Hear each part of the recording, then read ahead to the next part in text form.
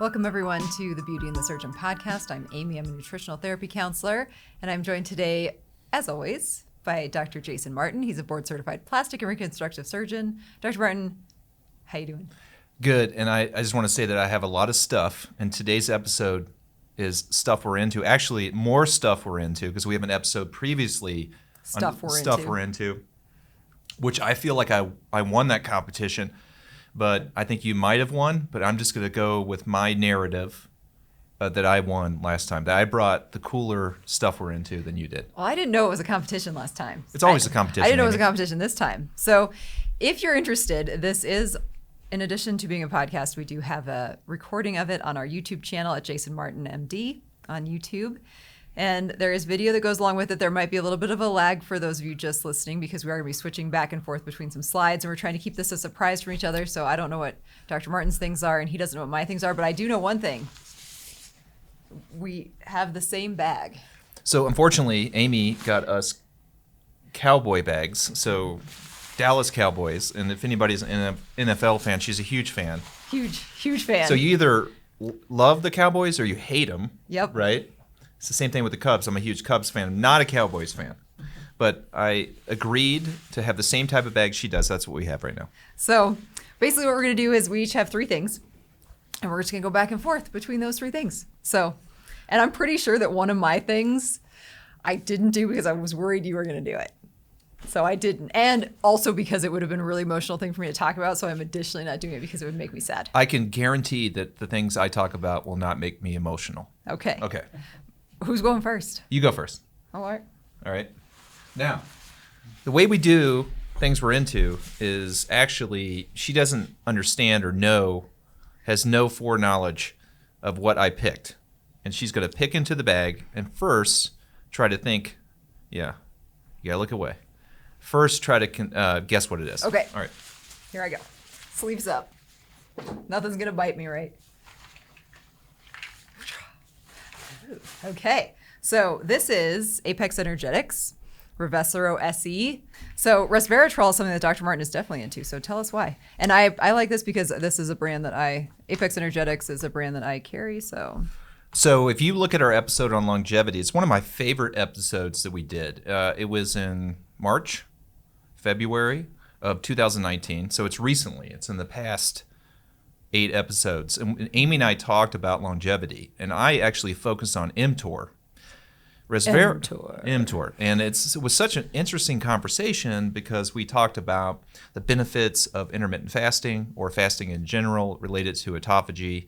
We talked about the benefits of mTOR related to anabolism or protein, not synthesis, but making muscle and muscle protein synthesis. And also some of the supplements you can take to actually mimic what happens with autophagy and to increase longevity and actually decrease the chances of developing things like cancer. So resveratrol is one of the things that Amy and I both agree is helpful because of its mechanism of action. So Amy, do you remember how it works? How resveratrol works? Yeah. It works the same way that, oh my gosh, the name of that medication is escaping me. Not metformin, the other one. Actually, yeah. It does actually do something that metformin does, but what it does do is stimulate the sirtuin pathways or sirtuin genes.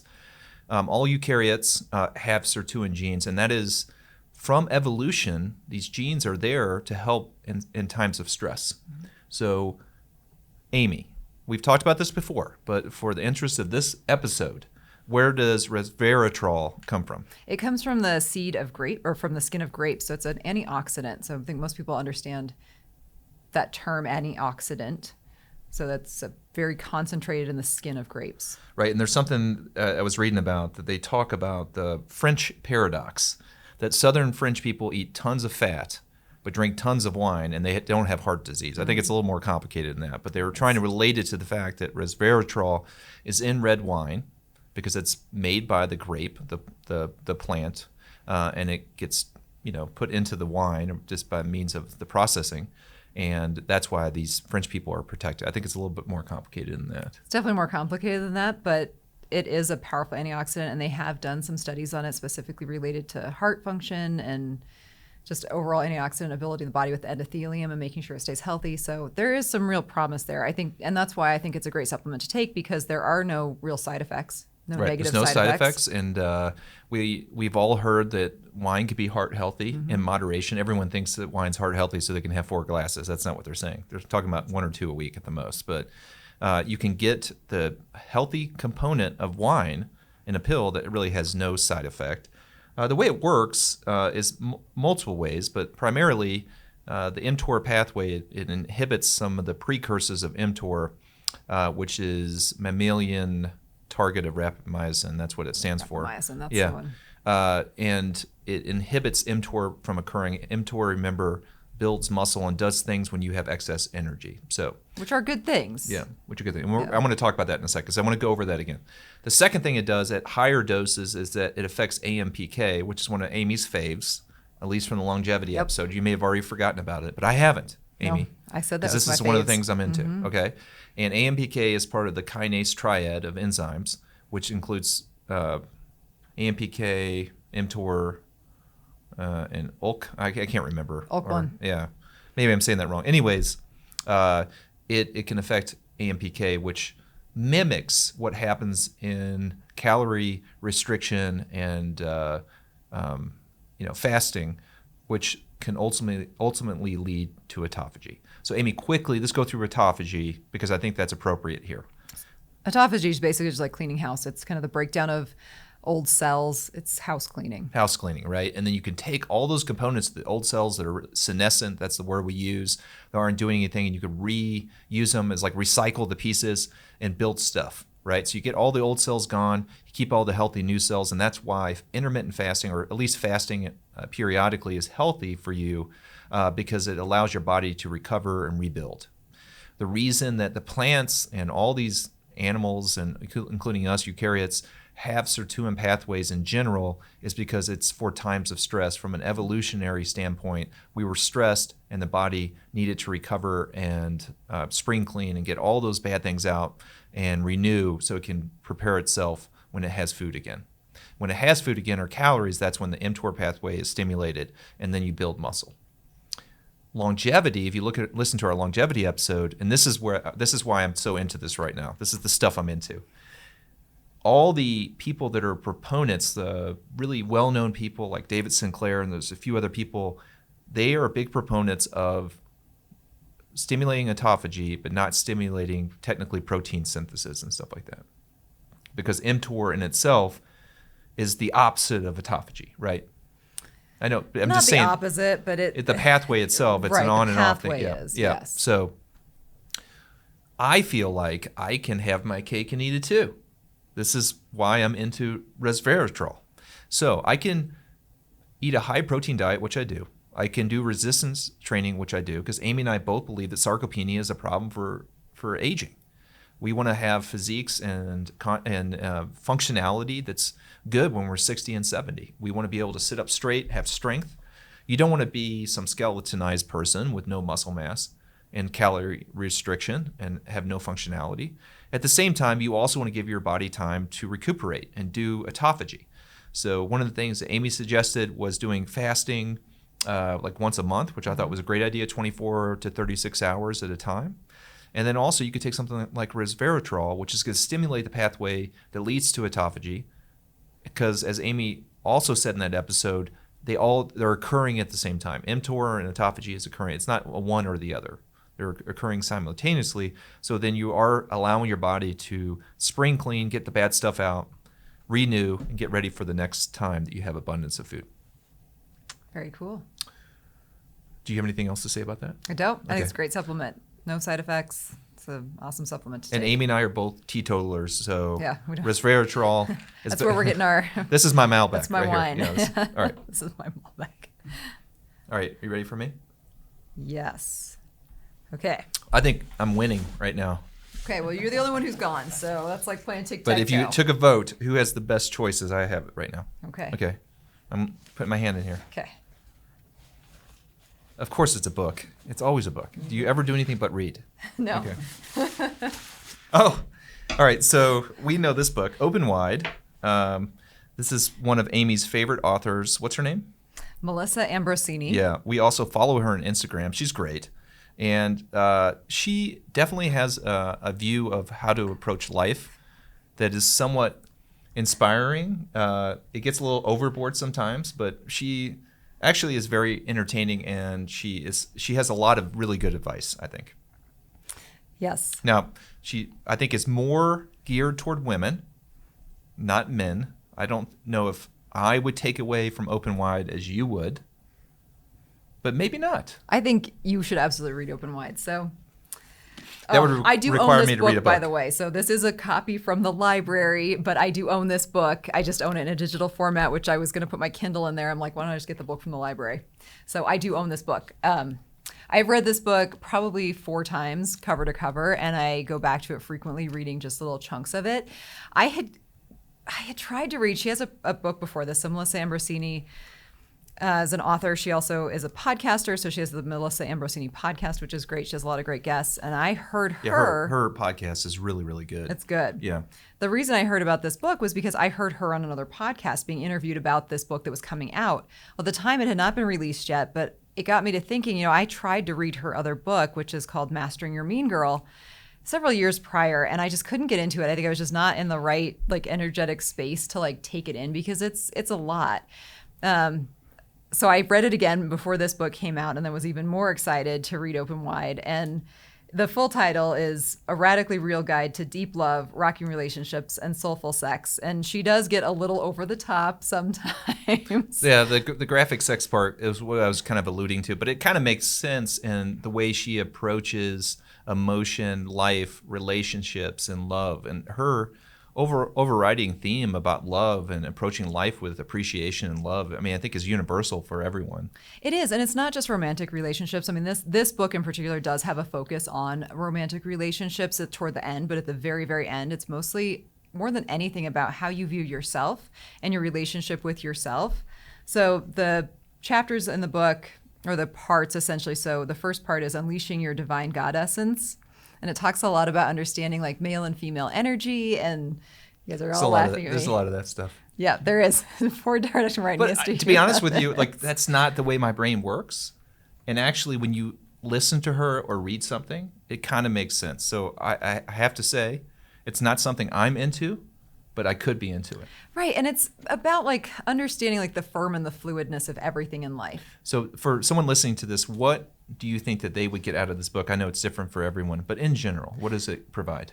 So it, for men and women, kind of helps you understand yourself on a deeper level, but also how you perceive your interactions with others, and kind of understanding where people may be coming from. I think for me has been the most powerful takeaway from this book, is accepting people as they present themselves to you, and also then being able to respond to that in a way that is more true to yourself and just more loving and genuine and open. It really is about being open, and it. And she's Australian, so if you could hear her accent, open was wide. Open wide. Yes, it's so much better in her accent. Any Australian listening to this would be like, you just murdered her language. Right. But it also about being a good friend. Part 2 is called Cultivating Rocking Relationships, and it's more, the very first one is about, it's not woo-woo, it's you. Love yourself first. And that is something that male and female, any person can develop a better relationship with themselves. Chapter 4 is Dive into Your Own Ocean. These are things about getting to know yourself better, because really in any relationship, romantic or otherwise, you're never going to be the best in that relationship if you aren't comfortable with where you are as a person. So I think every person, men and women, can get so much from this book, and also from her podcast. And really, I think her first book, Mastering Your Mean Girl, is a must-read for my daughter. Oh my goodness, for any teenage girl who's mature enough to kind of understand it. She's ready for it. It's because it's a we're lot. Dealing with that. Yeah, but learning to love yourself and learning to really embrace your male or female energy, and energies, because we all obviously have a little bit of both, and know when to call upon them, and how to then relate that into your relationships in work and in life and your friends. It talks a lot about how to develop friendships, and specifically about developing your tribe of friends. So it goes far beyond, don't let the title freak you out and make you think it's some book about tantric sex. It's not. She talks about more about how to be in relationship with yourself and then how that affects the relationships around you. How it makes other relationships better. And we deal the same thing on the plastic surgery side. That's why this book is applicable to us professionally speaking, because we want people to be the best version of themselves. We want them to love themselves. And that's the big reason that we're willing to do cosmetic surgery, to make them feel better and more whole and as a better person. But the stuff we do literally is skin deep, and the books like this really make the difference in life. I really believe that. They do. And if you're not into this kind of stuff, still follow her on Instagram, because she has an amazing life. She has a husband who's like he's a singer. musician. He's a musician, yeah. And they travel really cool places, and he has long hair, and they dance around. And it's very positive. To be honest with you, Instagram's so full of crap, and Twitter and negativity. I'm like, it's always positive. So if you want to feel good for that 5 minutes when you're glancing through your social media, you should follow her. Melissa Ambrosini. And just, pick up this book and be open to it. Don't steal it from the library like Amy does. It's an awesome book. She's terrible. I don't steal books from the library. I return them. I value the library. All right. So I don't know. Melissa Ambrosini is a pretty good one. Resveratrol is really good too. Which one is better for your life? Let's see. You could emotionally be better with Melissa Ambrosini. You would physically maybe live longer with resveratrol. But people who are in healthy relationships live longer. That's true. That's true. Documented by science. You may be winning. Yes. Okay. All right. So are you ready for the next one? I'm ready. You got to rustle it. Shake so it. People, Shake it. Yeah, so people, the podcast sphere can hear it. Ooh, it is Select CBD drops. Yeah. All right. So this, I almost, this was almost mine. Right. Because it's like we work together all the time. We're together 100 hours a week. We're into similar stuff. We're basically like brother and sister. We know what's going on. All right. So. You want to pick your slide? Oh, yeah. Sorry. Thank you. I don't know what your last one is, so I'm going to look away. I already went through all of my slides, so everybody knows what my stuff is. All right. Okay. So. That's a good point. I didn't even realize that. Yeah, everybody knows my stuff now, but whatever. They can watch us be surprised with each other. Yes. All right. Best laid plans. All right. So CBD oil. This is, we're going to have an episode on CBD oil specifically. So I don't want to really go too much into CBD oil. There's a reason I believe that CBD oil or plant-related supplements are really good. And why do I believe that? Because Amy's taught me that, and we actually use things in recovery related to plant-derived substances. Like, for example, tea relief. What's in that, Amy? Oh, it's homeopathic. There's 50 compounds in there. Yeah, but there's plant stuff in there, right? And it's from plants. Bromelain, pineapple enzyme. Yeah, they take it from the vegetable or plant or whatever. So the point is CBD falls in line with that. Now, the problem with CBD is our history as a country and our view on marijuana, and it gets very convoluted. Now, I am not a proponent of people smoking marijuana. I'm not here. I live in Colorado. It's legal. That's not our thing. We are people that do practice medicine and try to heal people, and we'll use any means necessary to help people feel better and recover faster. And I do believe that CBD has this potential. It's a cannabinoid, and there's apparently in the cannabis plant, there's 87 of them. Oh, that are known. They're known. Yeah. There may be more. And it works on the endocannabinoid system in the body. There's receptors. There's specifically, I think there was 2, CBD1 and 2 receptors that actually work on the central and peripheral nervous system. And that's how it works. So it does multiple things. It helps with cognition, pain, appetite, memory, sleep, which is something that I'm into. Your immune system and mood. So it has a lot of results or a lot of effects that can be positive for people. And it's non-psychoactive. I think that's an important thing to state because people may not realize that. Right. And the reason why I'm kind of into this is, number one, it's not psychoactive because I'm a surgeon, and I've said previously that Amy and I are both teetotalers. I don't want to change my sensorium. I need to be fresh and clear. I like that. And the second thing is that hemp actually, being someone who is from Kentucky, and this is a personal component of it, hemp is a great alternative to growing tobacco. So hemp you can go into places that are impoverished, and their whole economy was based on tobacco, which it was in Kentucky, and you can now put in hemp, which can be economic stimulus for people that need stimulus. Mm-hmm. And they can do the profession that they're they've been learned to do over generations, right? And so that part of it I like. Yeah, absolutely. So you can have this medicinal part of it that's improved, and you can help parts of the country that need help. There's minimal. There's 0.3% THC in hemp, right? So you imagine marijuana, then a hemp plant is like a marijuana plant without the THC, without the stuff that is psychoactive. It's like there's a little bit of arsenic in apples. I think kind of that same thing. Like if you eat apple seeds, like there's a trace amount of arsenic in apple seeds. It's kind of the same way. So you're comparing THC to arsenic. No, I'm comparing what, how I mean, all of Colorado, dangerous people are going to storm our office right now and be like, it's legal. No, but just to that No, I point guess that, plants have hundreds of compounds in them, some of which in isolation are not good. Right. So hemp basically is not psychoactive. Correct. Yeah.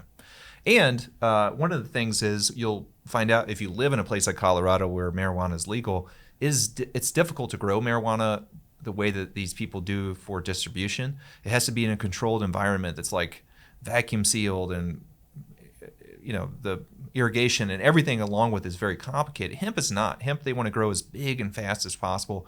You can do it outside. It's very easy to grow. It's a resistant plant. You can use hemp for other things like clothes and then concrete and all this other skincare. It's great. Yeah. So there's nothing wrong with hemp. I just want to say, as a physician who does not smoke marijuana, there is nothing wrong with hemp, and CBD oil is great. Now, what's the problem with CBD oil right now?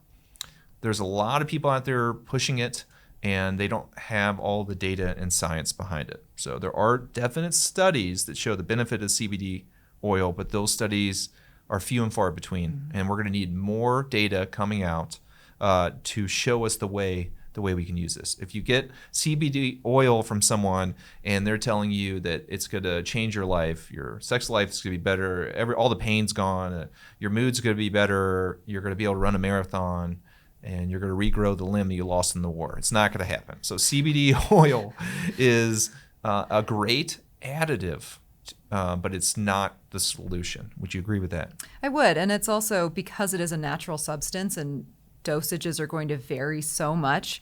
It's hard to give someone recommendations because, on how to use it. So it really kind of can be trial and error with when you take it, what impact you're trying to get from it, if you're trying to use it for pain, maybe you want to apply it topically. It's an oil, you put this on topically. I had a really bad dry patch of skin a few weeks ago when my allergies were really bad, and literally nothing was helping it. We have all the expensive creams known to plastic surgeons here, and nothing was working. I was putting straight bacitracin on it. The thing was pissed. I put a little bit of CBD oil on it one night. Next morning, it was remarkably better. So you tell a story like that. This is what perpetuates the myth part of it, No, but my point being, right. I didn't know if it was going to work.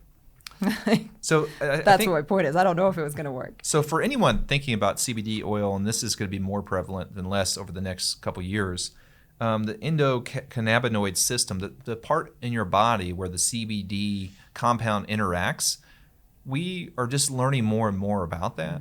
Mm-hmm. But it definitely is in the central and peripheral nervous system, and then it for sure inhibits the uptake of neurotransmitters. Like you've heard of things like dopamine and serotonin. These are things that you inhibit the uptake or reabsorption in your body, and for treatments like for Parkinson's disease or for depression, right? So this naturally occurring compound from a plant is mimicking, not at the degree of a medical grade pill, but it is to a degree stimulating the same things or doing the same things that a lot of these medications we do to treat neurodegenerative diseases and depression and anxiety. So it makes sense that if it truly works that way, and it does, because there's science to show that it's going to benefit a lot of these things: sleep, anxiety, even pain, especially topically, because there's neurotransmitters locally where you're having pain. Mm-hmm. So it may not allow that nerve to fire the pain signal up to your brain. Yeah, help it calm it down. Yeah. I'm totally into it. I think that the future's bright, and I think that we should definitely do an episode on it. I think we should too, and that's where a word of warning, because it is unregulated at the moment. Before you spend a lot of money, because you'll find some CBD providers online, and it's crazy. I mean, you know, like 1,000 milligram, it's 500 milligram. Like, you don't really know what you're getting. So going with a company that at least has labeling that gives you the exact percentage and is tested is going to be really key. 100%. Yeah. So Preferably organic if possible. Yeah. Maybe don't be going with what your favorite social media person is perhaps selling, and, actually do a little bit of research to make sure you're getting a quality product. So, Amy, you don't believe in what the influencers say on social media? Some of them, yes, but do your research on top of that. Okay. Yeah. So I wonder what CBD oil Kim Kardashian is going to be using. 'Cause I'm sure definitely there is. using I'm that. sure Kanye has some CBD. Are you kidding? Kanye's CBD. Yeah. All right. So I'm definitely winning now because I have 2-1. So that just by math means I'm winning. You are up. All right. It's time for you to go back in the bag here. All right. I'm reaching in the bag now. There's some kind of strap of some sort. Okay. Oh, I like these. You managed not to get the last thing out, too, which Yeah. I was worried they'd come out together. So these are called Holland hooks. They are By the way, we're giving shout outs to all the companies that make this stuff, but we're not sponsored by them. So I wish I was. I would Yeah. love Holland hooks to sponsor me. They're expensive. Holland hooks. Right? Hit me up. These are I expensive. professionally endorse Holland hooks as Yeah. a plastic Be a surgeon, loud board certified. Velcro noise that Nils is going to have to edit out. Yeah. Oh, So Holland hooks, I love. I have small forearms, I guess. I mean, I'm a girl, but I like to lift heavy. And I also have a little bit of a shoulder issue. so a lot of people listening to this podcast have no idea what you're talking about. Right. So I'm going to describe it. So Okay. I'm just giving the lead up They as don't to even why lift. they're necessary. Okay, all right. Well, if you don't even lift, then I don't know what to say to you. I know, but you could explain exactly the mechanism of what you're doing. Correct. Okay. So I like to lift heavy weights, Okay. and that includes things that I have to grip with my hand. Okay. Because I'm a girl and I have not huge, beefy Popeye forearms and strong grip. Sometimes you'll fail on a lift simply because your grip is failing, not because your muscles are failing, specifically with things like your back. Obviously, your back is stronger than your hand. So if you're talking about things you would lift heavy weights would be, for example, a deadlift, which is a barbell with weights on the side. Your legs are straight, you bend over, and you literally stand up while holding the weights Yep. taut. So or a pull down, where you're reaching above you and almost doing a reverse pull up, but you're pulling the weight down instead of pulling yourself up. You're pulling a weight stack down. Doing rows where you're holding a dumbbell and kind of rowing it back and forth.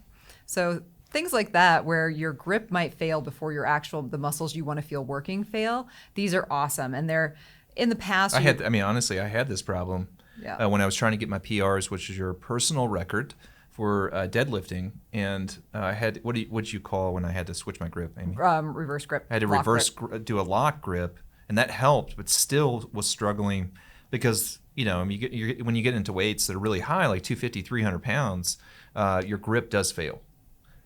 So yeah, and they're just great for isolation too. Like this morning, I used these. Are those safe? I mean, is it going to hurt your wrist at all if you have a heavy weight in there? Sometimes, if you're lifting really heavy weight. Well, don't tell Holland hooks that. Right? No, but sometimes it's just by the sheer weight of it. But the cool thing with the Holland hooks that I like instead of just a strap. So this is actually a version that has a fabric strap on it as well, and you can get just fabric straps, which I do use also, but you still have to hold on. Whereas with this, they have this hook that is basically on the palm of your hand that are metal hooks that you can hook around a bar and you don't have to use your hands at all. You literally don't have to touch the bar. That's great. So they're great for pulling motions for that reason. I wouldn't maybe deadlift with no hands touching the bar, but for pull downs, it's really great because you can completely take the action of your wrist out of it. And I was having a little bit of epicondylitis, a little bit of inflammation of my elbow several months ago, because I was trying to play golf, and weightlifting was aggravating my golfer's elbow. So I know. When did you play golf? I was playing all the time. Nils knows. We were talking about it. Why do you think I have your 7-iron or your 7? You hide things from me. You hide. I don't know who you are. I literally have one of your golf clubs. I asked you. You said I could I take got to play anyone golf tomorrow. I need my. I have your 7. Oh, that's great. So you can't use. Sorry. So when I'm 125 yards out, I don't know. Right. Does that sound right? Just Nils is a good golfer. Just you're gonna have to do your 8 or your 9. Sorry. All right. Just grab the pitching wedge. Okay. So you don't need the 7. You don't need it. Okay. It's girly. I just club. use a fairway wood for everything. Oh, there you go. See, it's not one of your woods, so you're Yeah. fine. It's All not. right. Yeah. So back to the Holland hooks. So the advantage is above just using a regular weightlifting strap is that these hooks allow you to not even have to touch the bar, which I love. The only downside of that is that sometimes because I'm not allowing my grip to dictate the weight, I'll lift something that's heavier than I'm used to. not heavier than I can actively lift, but I'll definitely be a little more sore. So if it's your first time using your Holland hooks, maybe just go with the weight you normally use. Yeah, don't go crazy with the Holland hooks. So Yeah. Holland is spelled Haulin. Holland. Holland hooks. And definitely anything that can allow you more stability in lifting heavy weights is going to help you at the gym. Yeah, and just more security in your grip. And so for people that are thinking about getting into resistance training, Amy and I are huge believers in that, and it's changed my life. It's changed everything that I do. It's made me feel more functionally better and mentally better. So highly encourage people to do that. And then, give a shout out to Holland Hooks. Get your hooks. Get your hook on. Is that their tagline? No, but it should be. Oh my gosh, maybe we can't get sponsored. Get your hook on. So love Holland hooks. You can get them without the strap. They do make a strapless version, which is what I've got in the picture here because that's what I would prefer. You may be winning just by mere fact of the name Holland hooks. They're awesome. All right. They have very strong Velcro, and they have this little neoprene cushion around the wrist, so they don't hurt. But all right, so my last one, not really saving the best for last, but this is the one that I'm super duper into, but it has the least amount of science behind it. Okay. So we try to pick things that have some scientific basis. Holland hooks have no science behind them. Just body mechanics. There's literally no science there. Okay. I think Holland hooks would tell you that their R&D was pretty rigorous. Yeah. All right. I'm a big believer in Holland science, hooks. I mean. All right. So, Amy's now going to reach in the bag for the last one. Right now, the score is 2-2. We're tied. Okay, here I go. This one is paper. Oh my gosh, it's like last time. There was no video of our last stuff we're into because it was all this. Weighted blanket. We're going to show the camera, even though everybody already knew beforehand. Oh, look at him. He's so cozy. That's me in my weighted blanket. That's you. If you look on our YouTube channel, Jason Martin MD, you can see me in my weighted blanket. All right. So, Amy, what do you know about weighted blankets? I know that they are really popular right now, and they are marketed to help reduce anxiety and improve sleep. Right. So deep touch pressure stimulation has been around for a while, specifically for kids with autism. I know that when I was going through training, doing my psychiatric rotations, you would deal with severely autistic children, and they had these kind of pressure treatments. They would almost like not like a straitjacket, but like a swaddle. Swaddle, yeah, that would go around their bodies. It's a nicer version of a straitjacket. It's calming and soothing, reduces anxiety, supposedly improves your mood, and the reason I like it, it can help with sleep a little bit. Yeah. Have you found it to be effective? I've always wondered, because I understand the component of like reducing anxiety, being swaddled, but I feel like with sleep, like does that really? I mean, it's funny because I wouldn't call myself an anxious person. I'm more of a go on the go kind of person. I guess that's a manifestation maybe of anxiety. I have a lot of energy. How about that? So I think that for what the blanket does do is it gives me somewhat of a, basically if you have insomnia, which I definitely struggle with, not terribly, but sleep on average between 6 and 7 hours a night. And that's a major problem because I've done a lot of research now in terms of insomnia. And sleep is so imperative to your health, and especially your brain health and aging. Talk about autophagy and the lymphatic system. Right. Like it needs sleep. How do you say that? Lymphatic system circulates through your head when you're sleeping, or your brain, around your brain, CSF, and gets all the bad stuff out of your brain. It allows you to be renewed for the next day. It allows your brain to recover, not be inflamed, and all these things like Parkinson's and Alzheimer's. All are somewhat related to this process of getting out all the bad stuff. And when you don't sleep well, you don't give your brain a chance to recover from the previous day. It also affects your memory because that's the time when you're sleeping that all these things get imprinted and these new pathways get developed. Yeah, we used to think that didn't happen, that there were no new synapses could not be built in the brain, but now we know that that's absolutely 100% not true. Yeah, like you can.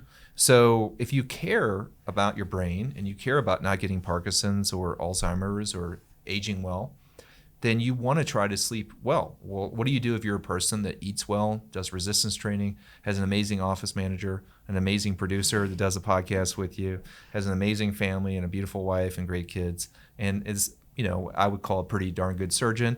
What do you do when your one big glaring problem is sleep? Well, everyone has a problem, right? And you have to tackle it, and you tackle it with information. So the first thing I did, besides the cognitive behavioral therapy, which is really what I need to do, and that is the true answer for sleep problems. What's that word that you don't want to remember? Yeah, exactly. Meditate? No. What's that word? Yeah. How do you spell that? Meditation. Meditation? Melissa could help me with that, I think. So, you start with small things. And for me, trying the weighted blanket was not difficult in my life. I just put that on. The one thing I can tell you with a weighted blanket is it makes you hot when you sleep. That would seem like it would have to. I mean, it's heavy. Usually I sleep with the t-shirt and the shorts, and you have to go down to your skivvies and just sleep in the skivvies and just have the weighted blanket. Maybe if you just do the weighted blanket with just a thin sheet, it's actually pretty good in the summer and winter, at least in Colorado. If you're in other places, you're supposed to do 10% of your body weight, and it usually goes from 5 pounds to 20 pounds. Do you remember which one I got? I think it's 15. I think you got the 15. Yeah, because that's like the average one. Right. Yeah. It is kind of heavy, and I'm stronger now. In the middle of the night, when it kind of falls off a little bit, you want to fix it. You have to like use your strength to pull it back over your shoulders. So it'd be a good weapon if somebody breaks into your house. Totally. Just throw your weighted the blanket weighted over blanket. them. I should put that on my dog and see what he does. Oh, Splash. Sports Splash dog. He might like it. He might just curl up underneath it. It has a swaddling effect, just like newborns. And there is actual data. It's more with people that suffer, from things like Asperger's or we talked about before. Autism. Also with ADHD, there's a lot of data on that helps kids with ADHD with sleep issues, which is real common with ADHD. So you don't want to use this if you have sleep apnea or other breathing problems. And or probably physical impairments that you couldn't lift the blanket off of you. And the problem with this, getting real data on this, is that if you design a prospective study, the minute you put a weighted blanket on someone, they would know, right? Mm-hmm. You can't give them a placebo. Right, there's no placebo blanket. Because if you put 20 pounds over you feel it. It's a weird sensation. Was it the placebo? So I can't tell. The one they did was from 2015, 14, 16, somewhere around there. It was the Journal of Sleep Medicine and Disorders. 31 adults. They did a week without, 2 weeks with, and a week without. And 4 out of 5 felt like it helped their sleep, their quality of sleep, better sleep. They felt more relaxed. And they would, recommend using it. So, I mean, this is kind of pseudoscience. Well, but you gotta start somewhere. Like with resveratrol, there's not a lot of downside to it. Might as well start with a weighted blanket. It becomes a talking point in your family. My kids are like, I want a weighted blanket. I'm like, only Dad gets the weighted blanket, And then someone took my weighted blanket, and I had to go search the house where they took the weighted blanket. I'm sad you didn't bring it. I know, it was pretty hard. It'd be hard to put in the bag. You would know. You would know. That's something big. So what do you think about weighted blankets, Amy? I think they actually show great, idea there for being prospectively helpful for these conditions. I mean, babies love being swaddled. There is that component of pressure that is great after injury that helps you feel better. Proprioception is a lot of how you kind of are feeling about your environment. If you're really anxious, if your skin's feeling all irritated, if you're feeling kind of on fire, It did say that too. With the movement of the blanket over your body, it does kind of soothe the skin. Mm-hmm. Yeah. Also, just because the pressure, not just the constant pressure, but the movement of your body to the pressure. Yep. So, like you're talking about. Yeah. Well, there was a little girl who lived across the street from me when I was growing up who was disabled, and one of the things we would do with her was they called her tactily sensitive or tactily defensive or something. We had this, it was one of the brushes, kind of like a scrub brush, like a scrub sink brush, or those brushes you use to wash baby's hair. And we would kind of with firm pressure, brush it over her limbs in a specific pattern. And that same thing, that kind of firm but consistent pressure would really calm her down. So the blanket kind of mimics that kind of firm but consistent, steady, even pressure is very calming. So. Well, I highly recommend it if you suffer from insomnia. If you in insomnia, for someone like me, where it's mild, 6 to 7 hours a night, it's not terrible, but that's something that can affect your future big time. So, if you want to be really alarmed, just listen to a few podcasts on insomnia. There was one on The Drive with David Attia. I can't remember how to pronounce that guy's name, but he had a sleep expert on who was obviously the world-renowned expert on sleep, and it was just so alarming. He's like 6 to 7 hours is terrible. You're slowly killing your brain. So that may be alarmist. Maybe he's saying that because that's what he does for a living and he sees, everything clearly. But I think for most people, really focus on your sleep habits. Focus on making the bed for sleep and other things that you do in beds. Soulful sex. Yeah, soulful sex. But, that's it. And so don't sit on your phone. Don't have your phone in your bedroom. Yeah. I'd get all into EMFs right now, but just maybe don't have Right. your phone in your bedroom. Maybe even don't even read in your bed. Near your head. Yeah. I mean, reading does calm people, but just make your bed about what it's there for, which is sleep. All right. Okay. I'm leading 3-2. Okay. But my last one is tiny but mighty. Is it Accutite? No, it is not. Great episode. Right. Can you find it? That's the better question. Yeah, I got it. Okay. All right. So this looks like a corpse, a petrified worm. I'm smelling it.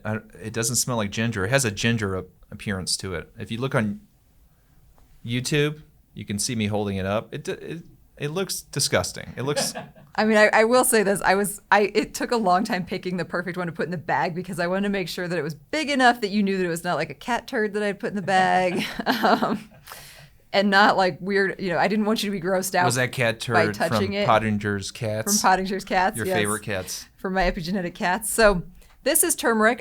Some people may have never seen it in its root form. I think everybody has probably seen it in its spice form. If you're from Kentucky, where I'm from, it's turmeric. Is turmeric? Mm-hmm. We've had lengthy conversations about how to pronounce this. Yeah, it's turmeric. So it's commonly found in a powdered form. It's probably most commonly known for its color. It makes things very yellow. So it's the main component in curries that make them yellow. So spicy yellow curries, they get their color from the turmeric. Turmeric does not have a super intense flavor on its own. And I actually am really bummed because I have my turmeric lemonade here today and it's in the fridge.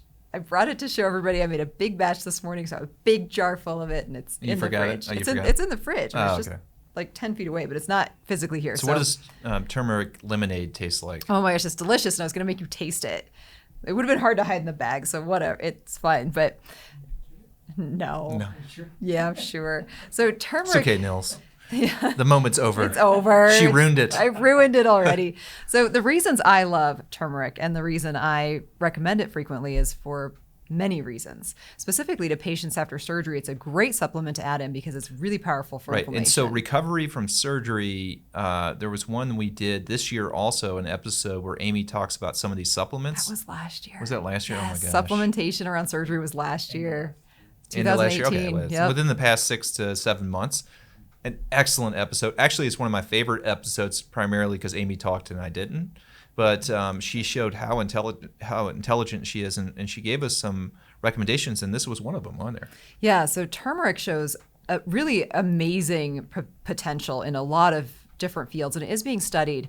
One thing to note, though, is that most people know turmeric, but they may not know what curcumin is. Now, curcumin I know curcumin because of you. Yeah, so it's actually the compound in turmeric that is what's powerful about it. It's the most powerful. And in these studies, and there are scientific studies that have been done and are ongoing. I feel weird waving this turd-like thing around. I'm going to put it down now.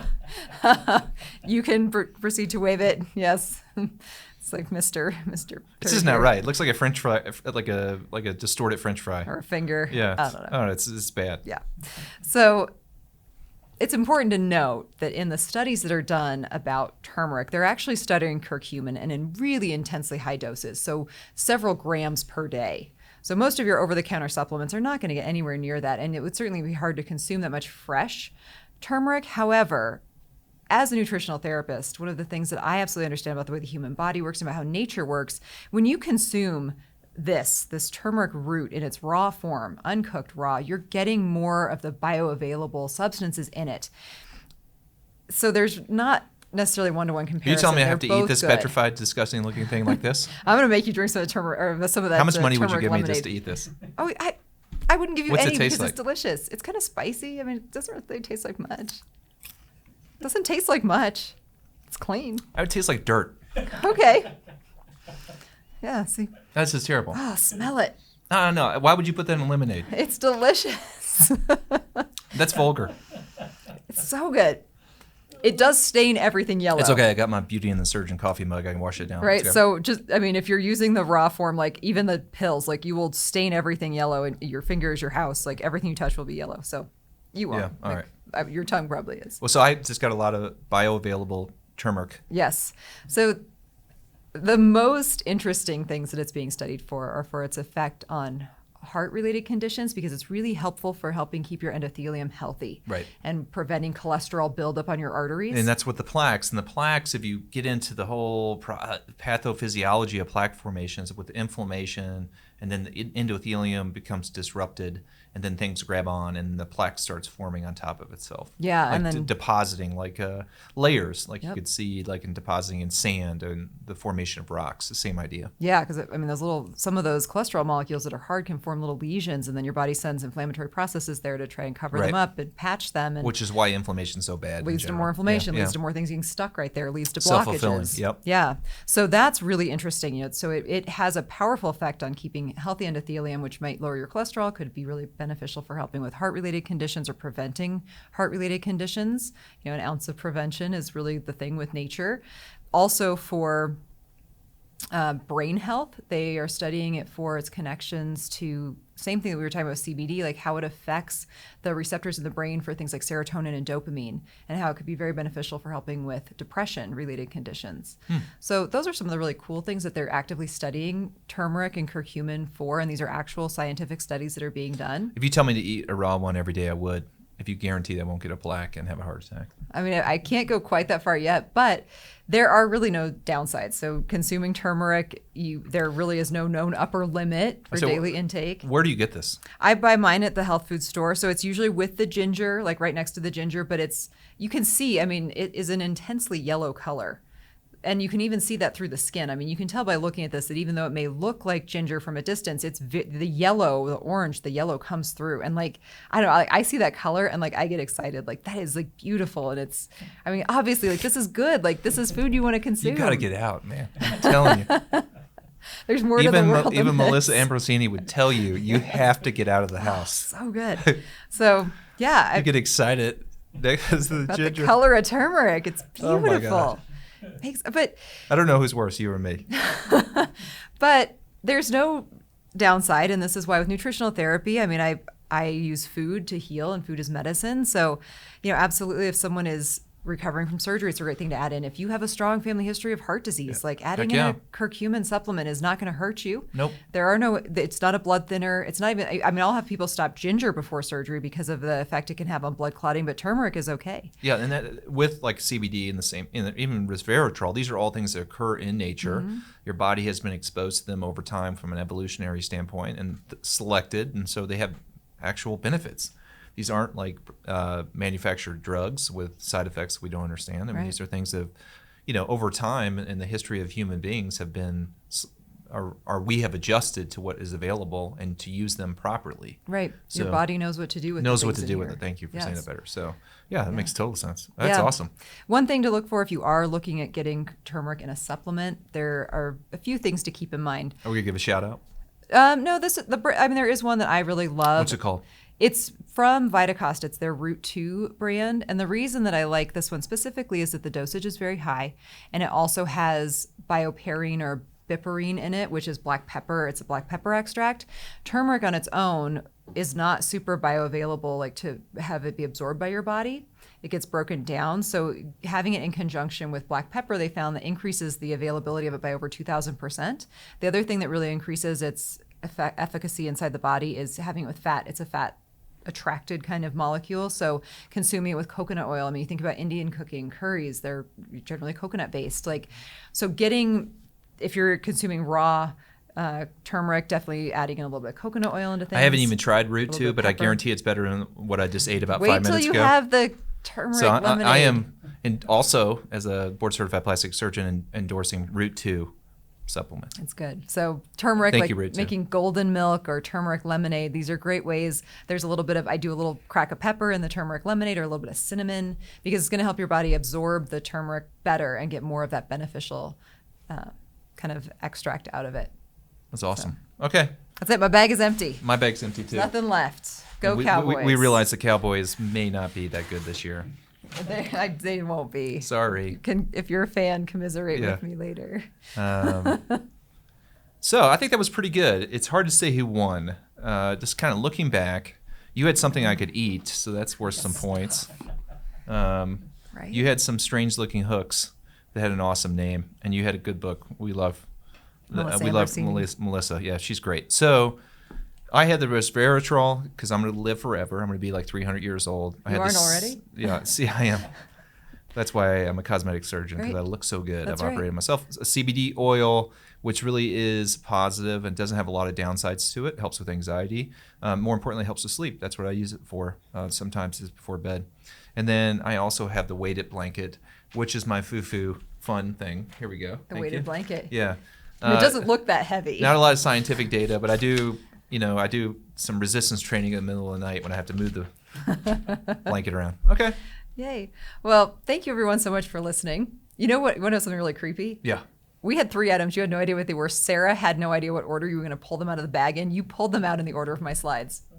That's in the way the it order of goes. Sarah's slides. Sarah's. So she's like, She's got I don't special even know skills. what. Is she listening in? She's Yeah. just changing the slides as we go.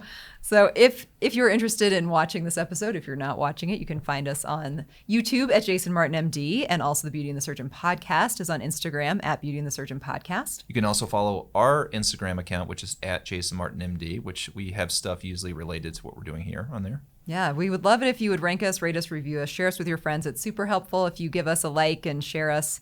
It just tells the algorithm that you like us and want to hear more of us. So we would appreciate that. And please use your hooks appropriately. It's for weightlifting. It's for weightlifting. Yeah. Haul some hooks. Haul some hooks. Haul Have them. some soulful sex. Okay. And I don't know, have your CBD oil. Thank you, Thank you. everyone.